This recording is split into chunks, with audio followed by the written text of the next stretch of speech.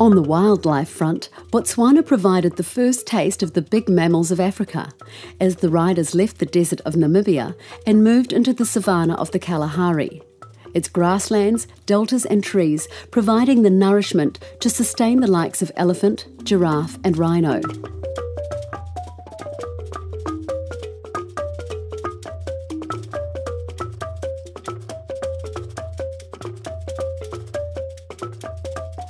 Sadly, as far as the animals are concerned, they're really confined in terms of free ranging to south of the Zambezi, so that's Namibia, Botswana and South Africa. I'd been there before and I'd been to a very good game park in South Africa, in Sabi Sands, and we basically had seen the Big Five in a very nice manner. What I did enjoy about Africa was seeing the wildlife in their natural habitat. Certainly the Serengeti, Ngorongoro crater area was fantastic. North of the Zambezi, they've essentially all been eaten or poached and body parts sold. Reaching the Okavango Delta, they boarded mokoros, gondola-type dugouts, and were able to catch up with hippos and giraffe while navigating a safe distance from wandering herds of elephants. Feel quite vulnerable, don't you? 30 metres away.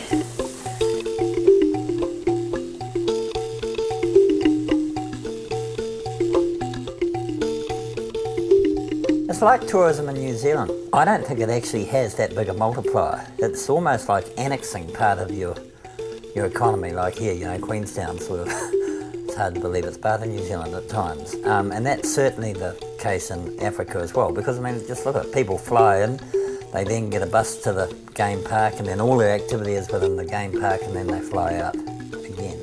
So yes, it does provide a few jobs and things like that, but it's not a big multiplier activity. When we're staying in the Okavango Delta, and we had these tents on little sleeping platforms, and under Floyd's one you could hear this incredible noise, and it was night time, and you'd sort of lean out of this tent and shine the torch under the platform, and there's this row of eyes, and they're warthogs. They're huge things. The males have got their big tusks up, and they're pretty fearsome looking creatures, but they obviously had found a snug place under there. But there's elephants wandering through that camping site at night too, and you could hear the hippos, lots of hippos. Yeah, the camel ride was up in Aswan, which is in the south of Egypt. Joanne decided that she wanted to go for a cruise on the Nile in one of these Paluchas, I think they're called, which is just a little sailboat.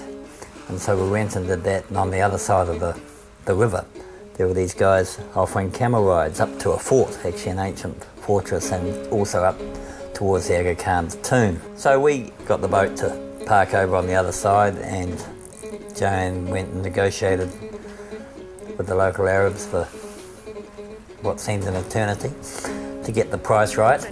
And then off we went on this sort of camel ride up across the hills. Yeah, no, like that. It was great actually, it's good fun. I wouldn't want to do it all day though. I think I prefer the motorbike than the camelback somehow. Oh, she's so pretty. Today, for many species, the biggest threat comes from man, from the effects of poaching to the loss of their habitat. No greater example is the plight of the mountain gorillas of Rwanda, who were trapped for 10 years in a war zone and still face incursions into the park by human gorillas, human-spread disease, occasional poaching and constant pressure from land-starved farmers. Probably the best for me was Rwanda and the gorillas.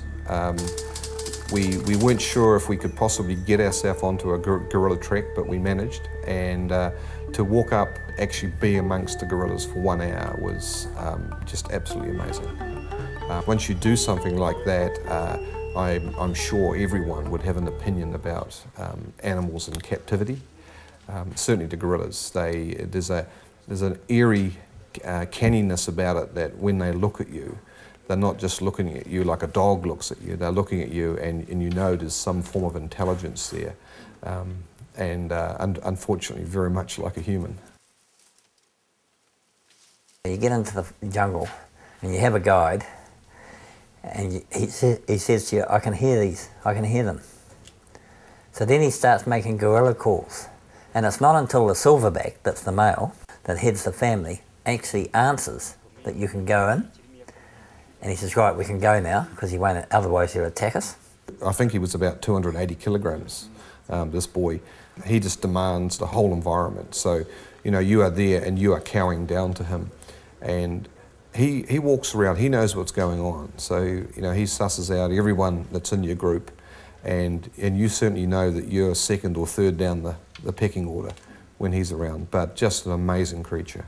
And you sit there with these huge blooming gorillas, and, you know, it's pretty eerie, really. It's sort of like looking into your own soul, really. And halfway through the visit, because you're only allowed with them for an hour, the silverback suddenly leaps up and heads straight at the guide and just pushes him with his finger like that, and the guide goes hurtling across the bloody clearing straight into me, and I go hurtling. That's the power of the thing. And the guide said he does it all the time, and he only ever does it to me, and he thinks it's a great joke.